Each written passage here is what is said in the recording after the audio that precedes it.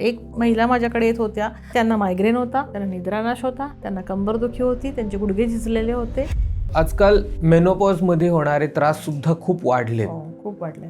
तर ह्याचं काय कारण आहे? माझं असं ऑब्झर्वेशन आहे, कारण आम्ही इमोशन्सचा संबंध खूप जवळनं बघतो. ज्या महिलांचं तारुण्यातलं आयुष्य बऱ्यापैकी कमी स्ट्रेसमध्ये गेलेलं आहे, त्यांना मेनोपॉजचे त्रास कमी होतात. आणि ज्यांचं बराचसा काळ स्ट्रेसमध्ये गेलेला आहे, इमोशनल स्ट्रेस, त्यांना मेनोपॉजचे त्रास खूप होतात.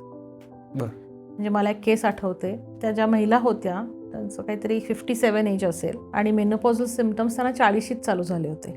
मेनोपॉज ॲक्च्युअली 45-46 मध्ये झाला पण असेल, पण 40शी पासून शी वॉज सफरिंग फ्रॉम मायग्रेन, निद्रानाश, कम्प्लीट निद्रानाश, म्हणजे कुठल्याही झोपेच्या गोळीने काहीही फरक पडत नाही. त्याच्यामुळे त्यांना वजनावरती परिणाम झाला, झोप नसल्यामुळे त्यांचे आणि त्यांच्या हस्बंडमध्ये प्रॉब्लेम्स होते. याचा सगळ्याचा परिणाम असा झाला की त्यांना मायग्रेन होता, त्यांना निद्रानाश होता, त्यांना कंबरदुखी होती, त्यांचे गुडघे झिजलेले होते. बापरे. हे सगळे व्हेरिएशन्स आपल्याला मेनोपॉजल एजमध्ये बघायला मिळतात आणि ते ग्रुपमध्ये येतात. त्यामुळे प्रत्येकासाठी वेगळी ट्रीटमेंट नाहीये. ॲक्युपंक्चरचा ॲडव्हान्टेज तो आहे की तुम्ही जरी 10 ग्रुप्स घेऊन आलात माझ्याबरोबर, ट्रीटमेंट तुम्हाला एकदाच घ्यायची आहे.